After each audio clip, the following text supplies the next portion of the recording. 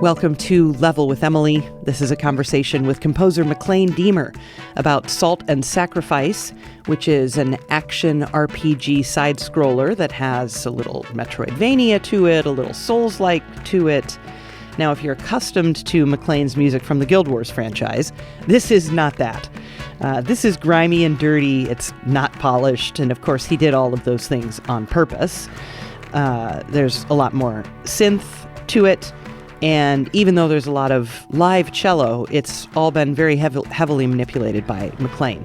And it's great. And as always, I absolutely loved talking with him about his music, which, by the way, you can buy on Bandcamp. Visit Maclaine's website on Bandcamp to pick up a copy, quote unquote, of Salt and Sacrifice to support him directly.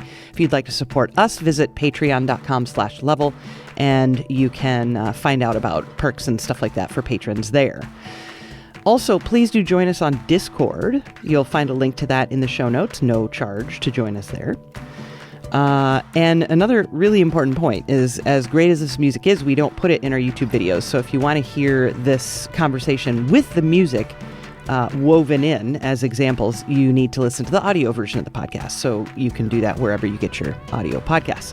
All right. Well, it's always great having Maclaine on the show, and here he is. The game is called Salt and Sacrifice, as you mentioned, and it's from a studio. It's a little complicated, but it's from a studio called Devoured Studios, which is sort of a spiritual successor to a long-running one-man game studio called Ska Studios, which is run by a friend of mine named James Silva. And the game itself, the title is reminiscent of their previous title, which was called Salt and Sanctuary, and it's not really a direct sequel. It's like a spiritual successor, similar sort of mood, but it's actually set way far in the past of this sort of fictional timeline that the story takes place in. So Devoured is now a two-man operation. It's James Silva and Shane Lynch, two Seattle area game developers. Shane and I only met working on this project, but James I've known for maybe 10 or 12 years. He has always been, he's one of those amazing sort of wunderkinds where he's like, he literally is a one-man operation where all of his games up until this game have been him doing the art, the programming, the design, the writing, the sound design, and the music. And that's kind of been his whole vibe. And I love it. Like he kind of came out in the early days of Xbox Live Arcade for the maybe people who know the sort of history of indie games, the XNA world, which was a very accessible programming platform. I'm probably getting this completely wrong, but it was a programming platform designed for people like James to make games and publish it on the Xbox. And he had some success in the early days with games like Charlie Murder and Dishwasher, Dead Samurai. And his whole vibe is sort of gothy, almost Tim Burton-ish, but hand-drawn, very sketchy, sort of flat in 2D. And I always describe it as, the drawings that you made in the margins of your notebook as an angsty teenager, if those sort of came to life. And he's polished it and refined it over the years, but I think he would even agree that that's kind of his whole aesthetic. So, obviously we both work in the game industry, and I knew he was working on this new game, and, I'm a composer, musician, always want to be busy working, and a big part of that is based on relationships of who you know. Right. But because James has always been this sort of his self-contained thing, I never wanted to insert myself into it, because I think that's another reason why he's had such a dedicated following is both, the visuals and even the music is that aesthetic is what people like about what he does. Mm-hmm. So what happened, let's see, this would have been about this time last year. There was an announcement trailer for Salt and Sacrifice, and I heard the music in the trailer and I thought, that's not James, because his whole thing has always been kind of a punk rock, like DIY, very, very lo-fi, aesthetic with the music as well as the visuals. And this was not that. And I thought, okay, no slight against James, but he either got really, really good, while he was just in terms of production value, not necessarily the actual writing of the music. Yeah. He either got really good in a very short amount of time while he was somehow spending all of his time making this game, or this is somebody else's music. So I sent him a text. I said, "Hey, congratulations on the announcement of the trailer.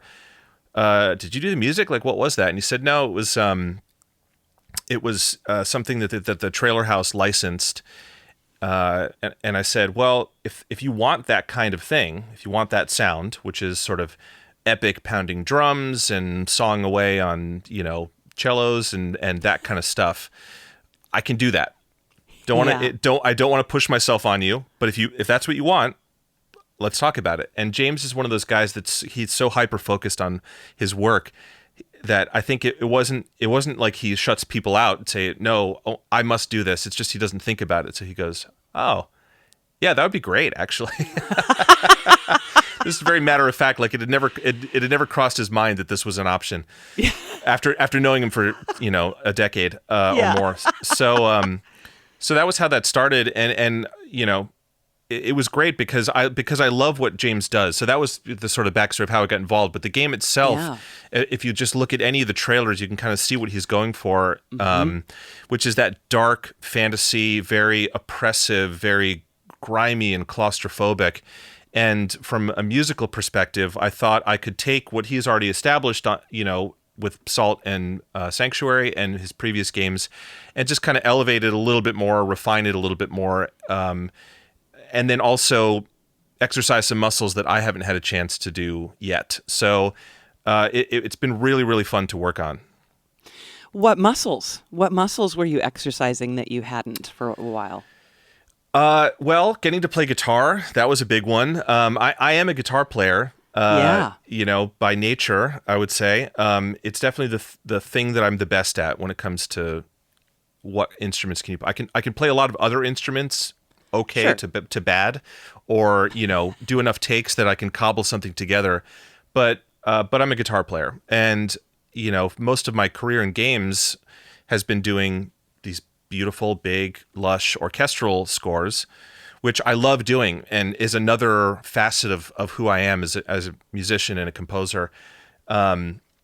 But it still feels like work, and maybe it does for everybody else too, that violinists or pianists or people who've gone through a conservatory program or something. But it just, when I have a guitar in my hands, things just come out naturally, because I've been doing it for 3/4 of my life now, which is crazy to think about. And so, James is also a guitar player, again, more in that sort of punk rock DIY kind of thing. Yeah. But it's a big part, it's a key component of his sound. And so I knew that this soundtrack was going to have a fair amount of that. And that was really, really fun to just kind of, dust off my hands and rebuild my calluses and think, oh, I am pretty good at this. This slightly less work than doing some of the other stuff. Yeah. And then also, use more synthesizers, more nasty sounds, right? Like distortion. Yeah. Most people, I would say, would know me for my work on Guild Wars, because that's been the bulk of my work. And that's all about being pretty and beautiful and grand. And there's moments where it has to get aggressive, but it never veers into the similar territory. And that's also, again, a side of me. I love pretty stuff. I love melodies, and I love all that stuff. But sometimes you just want to get dirty. Yeah. Yeah. And this allowed me to do that on every track. They wanted it to be messed up sounding and claustrophobic and like dark and grimy. It was just, that was the two words we constantly were throwing around. Yeah. And I thought, in terms of kind of trying to stretch my brain creatively, trying to figure out new ways to work, I thought, well, let's just do things wrong. Writing for an orchestra, there's room to play around, but all the problems have sort of been solved. And it's more about, because it's all, if in a perfect world, if you have the budget and time to do this, it's all happening with real people in a room. And there's certain physical properties of acoustics and the instruments themselves that you just kind of have to do things a certain way in order for it to all resonate and give you that sound that you want. But if you're working strictly on a production, as they say, in the box, like in the computer with electronics and all that kind of stuff, you can still do things the right way, which is the way traditional recording has been done since, the 50s or 60s. or you can do things wrong, and that's way more fun. And say, what if I did things like put distortion after reverb? It's like, you would never do that. You're not supposed to do that, right? Because it's going to make things ugly and bad sounding. Well, that's what I want, Or what if you turn the input on something up way too loud so that it distorts digitally, which is bad, but that's what I want, So all that kind of stuff was really, really fun to play around with. Yeah. I mean, and there is lovely stuff, right? I mean, the main theme is a great example of that because of the beautiful cello writing. So talk to me then about, writing something like that and then getting to kind of mess with it. Yeah, that one. So I played as much as I could on the score, but I knew that it would need some strings, and there wasn't a budget to do a big string section thing. So rather than compromise and do it with samples, which there are some samples in there, but not a ton, for strings specifically, just putting a cello soloist on this stuff it will elevate it from good to great, provided the writing is good, but it's just, it immediately pulls your focus into the beautiful artistry of whoever's playing and the beautiful sound of that instrument. And I'd worked with a cellist named Rowan a couple of times, just here and there on one or two tracks, on some Guild Wars stuff, on some personal stuff. And they're incredible. And I knew that they had an amazing sensitivity, but I also knew that they loved getting weird and dark and experimental and not afraid of, putting things like distortion and delay on an acoustic cello, things you're not supposed to do that, but I knew that they would be game for that. So for that main title theme, that was one of those ones where I just kind of wrote something, not intending it to be a theme for the game, and I played it for Shane and James, and they said, "Oh, this sounds good. I'm gonna throw this in the menu." And the second they did that, they were like, "Oh yeah, this is great. This is it." And I said, "Oh, okay. Well, I guess this is the main theme of the game now, and I guess we're going to hear that melody in a couple other spots. Not my intent, but sometimes that's the way things work." But yeah, it was, it's very, it's in terms of the harmonics structure of it, it's very simple. It's really just kind of over a single drone, and then I think the bass changes one or two times. Very, very simple, but it's all about the tension of that melody against, those kind of steady bass lines, which is something I love. I've often joked around about this, where no, I'm never going to impress all my composer friends with my harmonic agility, and my ways that I modulate from A to B to C. I'm just, I love John Williams for that, and I love Jerry Goldsmith, and I love all those titans of that kind of stuff, but that's just not, it doesn't come out of me naturally. Mm-hmm. This is a tangent, but I never get a chance to talk about this. But the two of my favorite, and I attribute this to two of my sort of formative influences as a kid, and you're going to think this is silly, how it relates to orchestral music or what I'm doing now. But as a kid, I loved Van Halen and I loved the Alan Parsons Project deeply, and I still love both of them.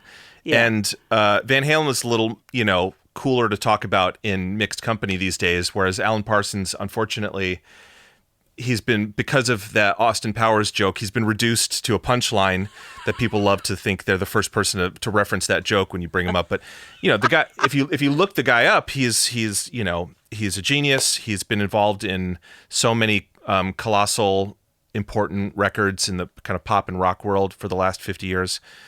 Love the guy. And and the Alan Parsons Project, besides being the intro music for the Chicago Bulls and a punchline in an Austin Powers movie, those first like 6 records I love. And so both of those groups do is they just sort of lay down a bass note, a pedal tone, and move against it. And that was something as a kid I recognized, like, wow, this is so cool. Like you can put any chord against just a single bass note, and like what can happen, the sort of the mystery that evolves from doing that. Yeah. I've always loved that. And it wasn't until, semi-recently that I sort of put 2 and 2 together and realized, oh, I do that a lot. Not because it's easy and a cheat, but it's just because that's what kind of stirs me musically. Yep. So this soundtrack has a lot of that, where it's just kind of drony or very, very minimal bass movement with stuff pushing and pulling against it. And so, long answer, which I'm very good at giving. But yeah, that main theme, it relies so much on that. But then it's elevated so much by Rose's performance because they get it. When I said this is dark, it's supposed to be heavy and melancholy. It's pretty, but it's not light and pretty. It's heavy and pretty. Yes. Yeah. And we, as a joke, we started signing off on our emails to each other. Instead of saying all the best or sincerely, we would say darkly, Maclaine. And that was our little kind of inside joke as we were, communicating back and forth on this one. Nice. Well, yeah, it's great. I love that main theme, and again, like you mentioned, it does kind of pop back in a few times here and there, and that's super great. One of my personal favorite tracks is "All Mages Must Die," and I absolutely love that track. So. Tell me about it. I'll stop talking. So this was, I think this was the second track that I wrote because so much of the game, the game is kind of a 2D Souls-like game. The guys might wince at that description because Salt and Sanctuary was definitely a Dark Souls-esque game in 2 dimensions. This one still retains elements of that and also has some Monster Hunter elements to it in terms of tracking down these huge bosses, and every fight is difficult and takes a long time and trial and error kind of thing. But it's more about hunting around in the world than it is about progressing through a linear level. That's just very difficult.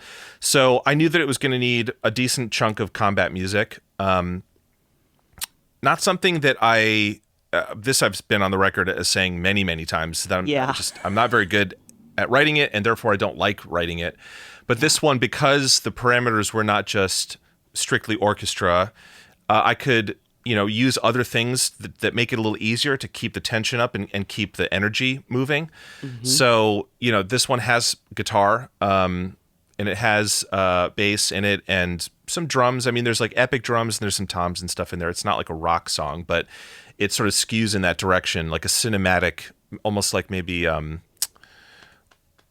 Djawadi or something like that. Just sort of that kind of vibe where it's like a hybrid. But yeah, this has one of my favorite things. This is like, when I'm dead and gone, if somebody does some kind of musical forensics on all of my work, they're going to find out that one thing I absolutely love is the tension. Another thing that I love is the tension of the flat 7 against the root, right? So like, hopefully people listening to this understand what I mean by that. Yeah. But I love when you sort of reach for that, and instead of resolving up that whole step up to the tonic, you go back down. It's just there's something about that pull that I love, and I've put it all over the place. And let me say this again, that it's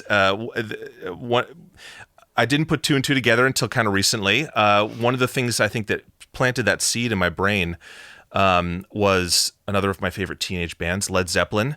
It's on Houses of the Holy. I'm gonna reveal a secret here. Okay, let's hear it. Houses of the Holy. What is the song called? There's a song called. I'm sorry. It's on. No, it is Houses of the Holy. Sorry, this is bad podcast content. It's totally fine. I don't care. It's fine. I think people love it. Okay. No, it's not Houses of the Holy. It's on the double album. What is that one called? Ooh, Physical Graffiti. Okay. So there's a song called In the Light. And the main riff is such an when it finally gets into it, it's like one of these 8-minute songs. It's so long. But when it finally gets into the riff, the main sort of groove, there's this overdub that he does. I don't want to sing it because I'll butcher it, but I encourage your listeners to go out and check it out. But it's got this slow sort of shuffle that it does that feels really great. And then every time it sort of loops around, there's just this overdub of him playing that flat 7 against this E minor riff. And it just hangs there and just like causes so much tension. And I'm like, oh my God, I love that so much. And I've put that in a lot of stuff, and I will continue to put it in a lot of stuff because it just works so well for me. It's one of my favorite intervals. Yeah. My other favorite interval being the major second, which I also like to put in things. Okay. But usually stacked against the tonic. I love that tension against the tonic of the major second. Love it. Yeah. So minor 7th, major seconds. Keen-eared listeners should go. Well, it's funny that they're inversions of each other, are they not? Yeah, exactly. Yeah. And just sort of that little flip of them it creates such a different feeling, and depending on what their the tonality surrounding it. I don't know. I love playing with simple ideas. Like I said, I'm not flashy in my writing. I never have been, but I like I like seeing one or two simple ideas, how far you can kind of stretch them. Yeah. So this track, All Mages Must Die, has that in it, with these sort of swells of the cello, right, where it goes like right. That's it right there. That's the major seventh or minor seventh going down to the tonic, and that was some cello stuff, and it's got crazy delays. This is like it was a bad idea. I've learned a lot working on this project from a production standpoint, that organizing your tracks makes your life a lot simpler when you have to bounce everything out to send it to somebody to mix. But there's so many effects going on, and it's like the first swell comes out of the left side, and then the delay comes out of the right side, and then the answer comes out of the right side, and then the delay comes out of the left side. And my track for that is such a mess. It's so stupid, the way I set it up. But I wanted it to feel disorienting. I wanted it to constantly kind of grow and feel like it was just weighing you down. That was what we constantly kept talking about with regards to the combat music, is it just has to feel relentless, like it's never going to let up. And even though it loops, it still there's a little moments of release of tension, but it kind of just has to feel like a constant ramp upward until the fight's over. Did you feel, Maclaine, like you were familiar enough with the game to, or the style to really not need them to send art or anything, or what kind of were you working off of, since it sounds like you knew exactly what the game was more or less going to look like? Yeah, they sent me art and screen captures and stuff, but a lot of it was done in isolation. I think we all learned a lot working on this, because first of all, I'm terrible at this kind of game. These like punishing souls type games. I'm just so bad at them. As a player. Yeah. And I had builds of the game that I could play, and I played it with them a few times, but with dev commands on, so we're just cheating and slashing our way through it. And so if left to my own devices, I'm just not good at it, and I don't have time to get good at it. I have to kind of understand it from a high level. So, we have a Discord chat that they were constantly talking every day, and they would send me video captures and some notes about the overall tone of the game. The story itself, I think James would even admit this, is like obtuse and confusing. So, Souls-like. Yeah, exactly. So it wasn't so much about nailing specific story beats in terms of characters and leitmotifs and the themes and that kind of stuff that we're usually dealing with. It was more just about the feeling, and it was really just that one feeling of heaviness and griminess. But yeah, from a sort of production standpoint, James has historically just done everything himself. So now he's got a partner on this, and they're constantly talking over Discord and trying to work out what they do. But James has never managed an outside. I should say there was a fourth person involved in this, which was Alex Kane, who came in and kind of polished up some of the narrative. A coworker of mine, colleague from ArenaNet on Guild Wars, and a part of the Seattle game development community. He's the one that named the tracks, which is why I get confused sometimes, because I think of them as like, combat_mage 01, very, very boring. But so they're managing, Alex and he was kind of doing his own thing and just kind of sprucing up the words. And then I'm over here doing the music, and, I'm sort of self-producing, not from a musical standpoint, but from like a work standpoint, like managing my deliveries, managing the scope of it all. And we're all kind of laying the tracks before the train. So it did get a little chaotic at certain points. And the final sprint to the end of of finishing it, I would say about half the soundtrack in about 2 weeks, because I'd gotten really far behind working on Guild Wars stuff, which had become such a behemoth to manage, and came out only a few months before this was going to be out on the in whatever digital stores. And I thought, oh, man, I'm so far behind. They haven't called me on it yet. But okay, now I'm done with Guild Wars. I've got to get this done because the game is coming out in May. Like, it's coming out on May 10th. No excuses. Yeah. So I have a lot of music left to write, and I had to get down to it. So The back half of the soundtrack was just kind of like, we all agree that the first half is what's working. Great. We need this many more combat tracks, this many more ambient tracks. Like, just do it, you know? It's one of those things where I listen back to some of those tracks and I'm like, okay, I don't really remember writing this, but this is pretty good. It's actually, it's not bad. Just, it all happened in a fugue state. Yeah, that's amazing. I mean, I can't imagine how mentally taxing that must be to write that much music in such a short amount of time. No wonder it's a blur. Yeah, but, fortunately, the scope of it is not really like Guild Wars. It's not every note has to be perfect on the page, or, I have to sort of write out a sketch and rely on an orchestrator to expand it and manage that process. It was just kind of find a couple cool and weird sounds to build around, which is pretty much how every track, even the combat one, started. Just find something that hooks me, that will hook listeners, and then, do what you know how to do until it feels done. Sometimes there's really no mystery or divine inspiration to it. It's just kind of like finger paint until something starts to emerge, and then refine it a little bit and say, okay, I think it's done, Yep. Yeah. And it is interesting to hear like the ambi tracks and the because when I listen to your Guild Wars music, I'm really do, maybe to a fault, kind of focus on the melodic, bombastic, epic, bombastic in a good way, right? I mean, just it's part of the style. And so to like hear these chill ambi tracks, I'm like, oh yeah. yeah. I like that stuff. I like, with this game, it allowed me to stretch a little bit more on some stuff that I had done a little bit on the last Guild Wars expansion, End of Dragons, which was, we dipped our toes a little further into electronic elements and experimenting with some modern kind of plugins and production techniques and stuff within the fantasy realm. That was a good primer for this. And one thing I love doing is letting those effects, reverbs and delays and distortions and things not just act as a little frosting for a track, but be such a key element that if you took them off, it would change the entire nature of the track.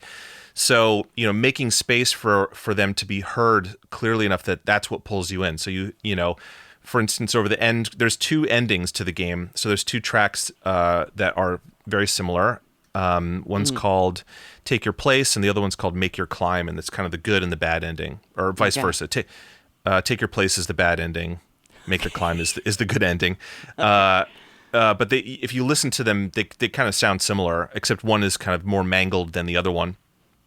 And it was about like, so there's that cello theme comes back for those two pieces, but it's two separate performances. One of them is purposely more aggressive, and that triggers more interesting harmonics and overtones in the delays and things, and that becomes such a key element of the sound that it's like it pulls you in, and you have to sort of make sonic room for that. So there's less happening underneath it to get out of the way. Or like there's another track called, I'm going to butcher this pronunciation, it's called Bol Garan. Oh, yeah. Yep. Yeah. And that one is guitar. That one actually is one of those ones where that was written in the 2-week period. Okay. And pretty much written in, I would say, in real time. Wow. So I just picked up a guitar, a nylon string guitar, started playing it for maybe 10, 15 minutes until a shape of something came out, but it was the sort of opening noodles of it were very much, they came out instantaneously. Then it was just about refining it and giving it kind of a shape. And then the recording, I pretty much hit record and did it in one take. I think I butchered a couple of the last couple phrases, and so just let it continue to run, replayed them, and then snipped it out and pulled that phrase backward. Yeah. But the first 2/3 of it is pretty much just the first take after hitting record. But when I sent it to them, it's cool. It's got a cool vibe, and it's just sort of droney pads and stuff underneath it. But I sent it to them, and they were like, "Yeah, it's too pretty." Just hearing a well sort of mic'd up and played nylon string, it sounds like a Western or The Last of Us or something. You know what I mean? It's just sort of too nice. So they're like, can you muck it up? And I'm like, okay, well, I don't know if distortion is really what we want here. So what can I do? And it has this sort of warble to it, right? Like tape warble and that kind of stuff has come back into fashion as the kids these days forget that, we used to get mad that when our records and tapes would get warped and we'd throw them out and buy a new copy. So they're like, wait, we like when things are warbly. So there's all sorts of plugins that emulate it. And I thought that wasn't quite what I wanted, because I didn't want it to have that sort of slow, watery drift. I wanted to feel even edgier. So what I ended up doing was throwing auto-tune on it. And like auto-tune is meant, for single lines to sort of grab it and pull it into the range of the pitch that you're familiar with. Yeah. But when you throw complex musical information at it, it goes crazy. It doesn't know what to do. It's like, so that kind of weird, janky, hard warble that it does is this plugin, with a couple tweaks to find the right parameters to set it to. It just kind of warps it in a way that I hadn't heard before, because why would you put auto-tune on an acoustic guitar? It's like stupid. But it's such a key sound. I thought, man, I was like, that was so easy. I've done similar things with, chains of like 5 plugins or whatever. Sure. But here it is, just throw auto-tune, like make sure I save this setting so I can use it in the future. And as soon as I sent that version back to them, they're like, oh my God, this is great. And there we go. That's amazing, because of all the plugins that you have at your fingertips, which must be hundreds. I mean, I can't even imagine how many various plugins you have. Like, what made you decide, I wonder what would happen if I throw auto-tune on this? I think earlier in this project, I had done something similar on a synth pad or drone sound. Okay. Yeah. And so I knew it kind of worked for that. But with a drone, even if it's complex information, harmonics and things like that, it's still just one note the whole time. So it's a little easier for for the software to find that note and grab it and pull it down to what it thinks is in tune. Yep. It was just, if I hadn't done that first, I don't know if I would have put it on the guitar, but it was just kind of fresh in my mind. And I thought, let's just try it. And if it doesn't work, we'll try something else. But it worked. It sure did. Oh, that's fabulous. I love that.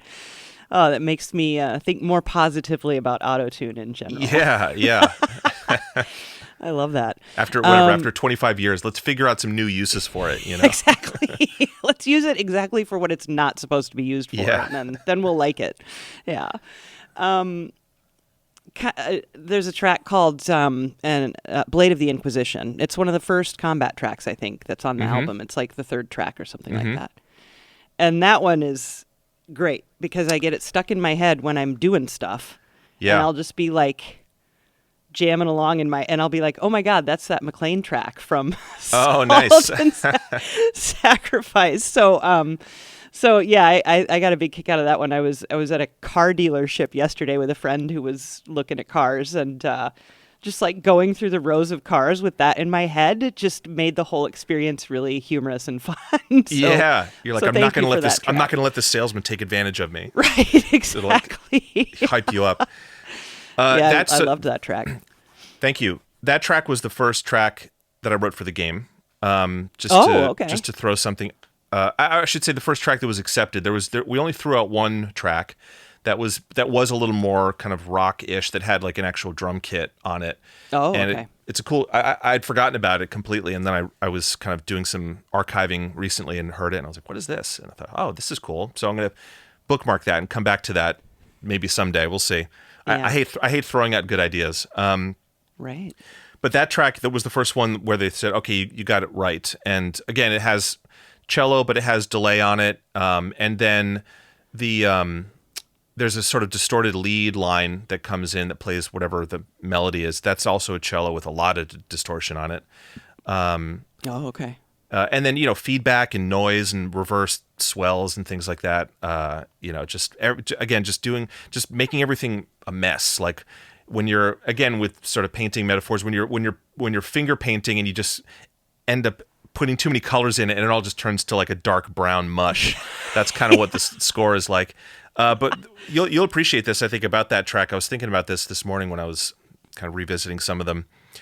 That's another one where I think subconsciously one of my favorite pieces of music came out. It's not identical, but maybe people can see the relationship to it. One of my favorite pieces of video game music from when I was growing up is I didn't have any consoles that you could attach to your TV as a kid. My parents refused to let me have that, but they did relent eventually and got me a Game Boy, one of the original Game Boys. And this is the 90s, sort of the revival of Star Wars in the pop culture landscape. So I was a huge Star Wars fan. This is not unique to anybody, but there, my age sort of grew. But there was a sort of wasteland, and then in the mid 90s it started to come back in the run up to the special editions, the prequels. So I fully got caught up in that, and I used to play religiously the Star Wars game for the Game Boy, which was just a port of the NES Star Wars game, which is not very good. So I remember there was the Super Star Wars and Super Empire Strikes Back and Super Return of the Jedi, which were side-scrolling SNES games. And those are great. Those are awesome games and great translations of the movie into game form. The original NES Star Wars is pretty janky, but back then you just kind of didn't know any better. So I've had this realization now where it's like you play these old games, you're like, oh, this wasn't just hard, it's bad game design, but I didn't know that back then, and there was no other choice. So you just kind of power through it, and then you beat it. And it feels like it takes you a week to do, and now you play it again, and all the muscle memory's still there. It takes you like 30 minutes to play through these games if you're lucky. So anyway, the in the opening stages of that game, you're riding around Luke's land speeder on Tatooine, and all these missions take you sort of stop at a series of these caves that you have to kind of do some platforming in, and the cave music in that game. Is so cool, and it's such a simple 30-40 second loop, but there is this bass line thing that happens that I just remember loving as a kid. Loved it. And the cello part, the like dum dum do do do do dum dum, which I'm sure you'll insert the actual track here, it is so much like to me it's basically just the high production value version of the cave music. And again, most people might not hear it, but I hear it. So it's one of those funny moments where I'm like, speaking of things getting stuck in your brain, it's been lodged there for 30 years. And then I finally got a chance to put it out there in my own work. Love it. Yeah, it's really fun, mischievous, like grimy, like you're doing something maybe you shouldn't be doing, but you have to do kind of track. Yeah, no, I got a big kick out of that. And there's vocals in here too. These samples of voices that you used, or...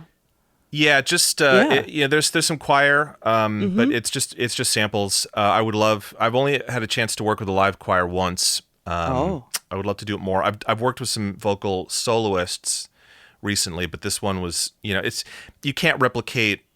It's too much work to get a single soloist to overdub enough to sound like a real choir, and then it still doesn't quite sound like it. So in that case, the samples are better. But I did some mangling to them too on let's see, on the bad ending track on Take Your Place.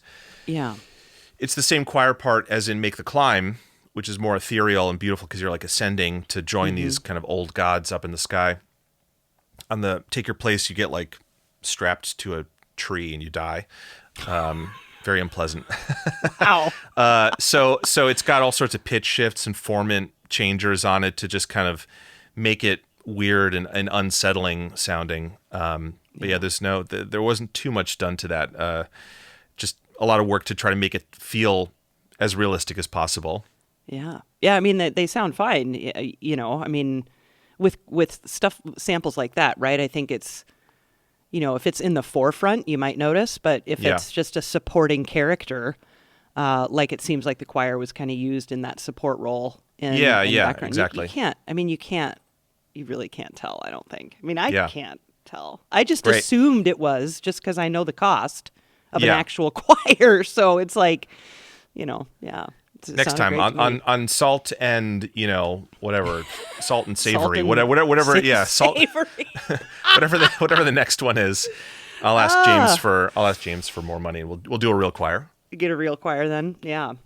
I mean, it's a fun soundtrack. I have another track written down, and I didn't make a note as to why, which is frustrating to me. But I know that I liked Elder Cops, and I'm not sure why. But But I think it had to do with some of the extra kind of extraneous sounds that were floating about in there. I really liked the vibe of it too.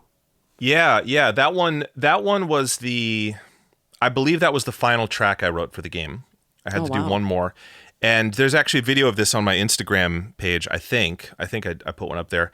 So one of the things I noticed early on that just listening to reference music that James liked and talking about what he wanted, he really likes jangly stuff. Like he specifically pointed that out. So there's quite a bit of that in different forms on the soundtrack. There's the heavy, grimy, distorted stuff, but you'll notice there's sparkly and jangly things, and it's a challenge to not make them sound like magical, sort of like chimes or whatever.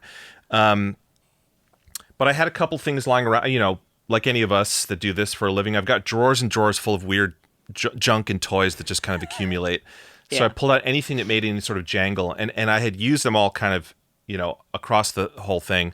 Different bells and singing bowls and, Tibetan chimes and waterphone. There's a lot of waterphone on the score. Oh, nice. There's this kind of owl hooting sound that appears in certain spots if you listen for it.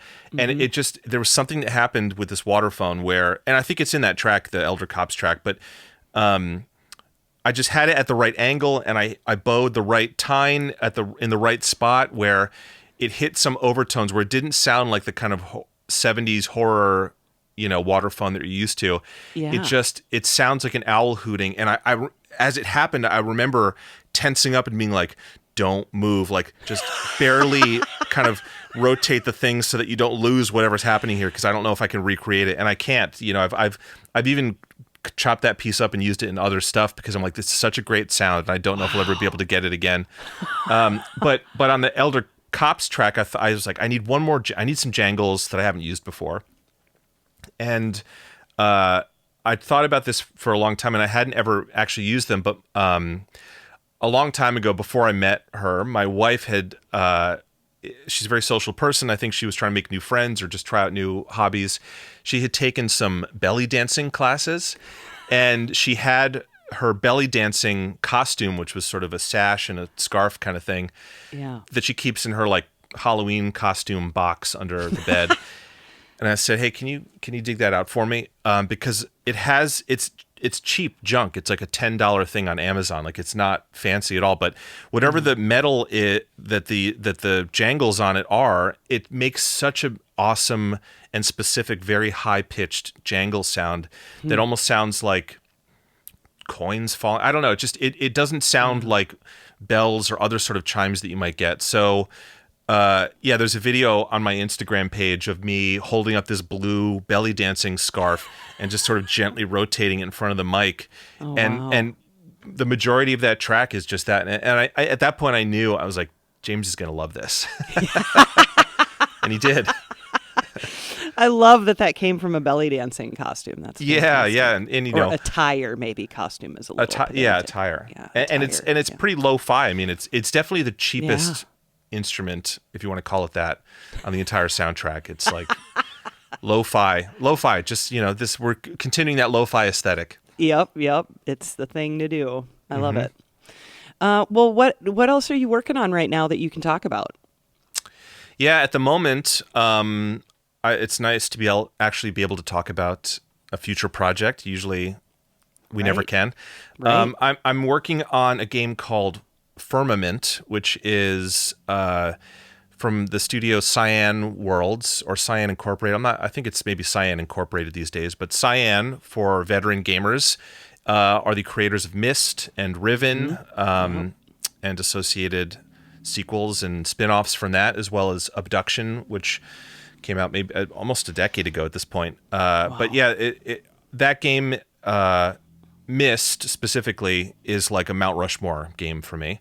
Was sort of that perfect age in the 90s, when my parents brought home their laptop. They finally, had a computer they could bring home and had a CD-ROM drive, and everybody was talking about CD-ROM this and that.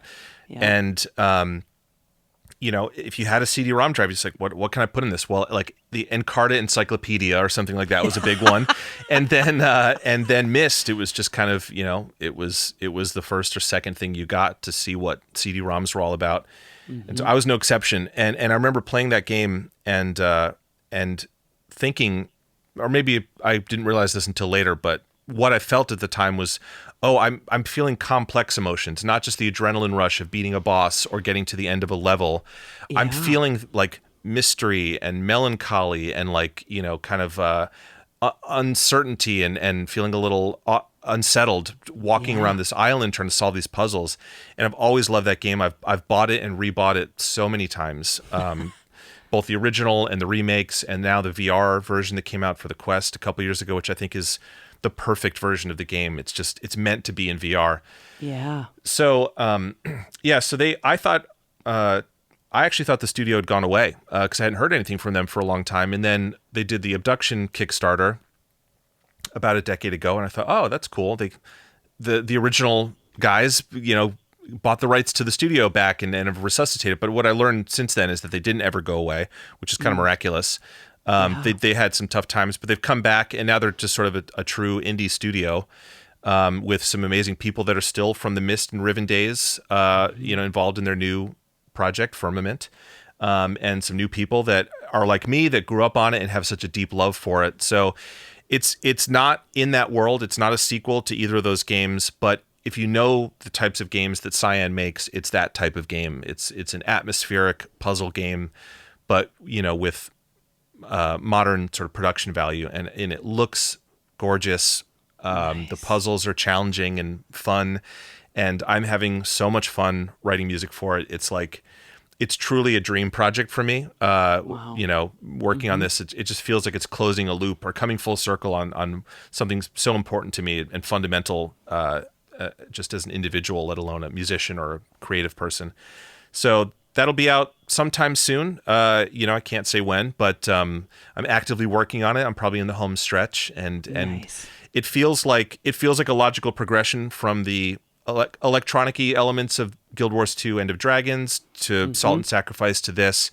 It feels of a piece, and to me it feels like the most me right now, where I'm sort of firing on all cylinders. You know, I'm applying everything I've learned on all these other soundtracks, getting to try out ideas that I've had in my head for years, literally for years, finally getting to sort of put them out there and put them to use.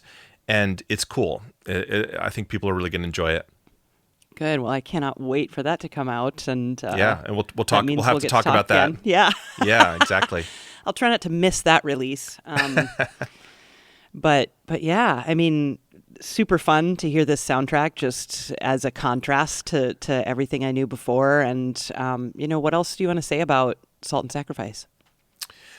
Well, you can pick it up on the PlayStation 4 and 5, and also the Epic Games Store on PC. And if you like dark fantasy, or if you like Souls-like games or Monster Hunter, or you just like Metroidvania too, a little Metroidvania. A little Metroidvania, yep. And if you like a challenge, then this is the game for you. And I think it's really cool. I don't think there's anybody else quite making games that look and feel like this. I mean, it wears its influences on its sleeve, but there's nothing else that really looks and feels like this out there, and hopefully sounds like this. We'll see. But I think it's really great. So, you know, if that appeals to any of your listeners, then I recommend picking it up. As well as picking up the soundtrack, which can definitely be purchased on Bandcamp and maybe elsewhere. Yes, it's on all major streaming platforms, including Tidal, at the master highest resolution possible if you have that tier of subscription. Nice. Or if you want to support me directly, this is an interesting sort of new wrinkle in my own career as an independent artist. I set up a Bandcamp page for it, so it's maclainediemer.bandcamp.com. And you can find links to that on my social media pages, or just Google. I have the easiest Googleable name in the world, because if there's another Maclaine Diemer out there, I'd love to meet him or her. Yeah. If you kind of just do a quick search for it, you'll be able to find it, and you can pick it up for what I think is a fair price, and that will go directly to me, which would be very much appreciated. Awesome. Well, Maclaine, as always, such a pleasure to hear your music, and we'll talk again soon. I can't wait. Great. Thanks so much, Emily. It's always great talking to you.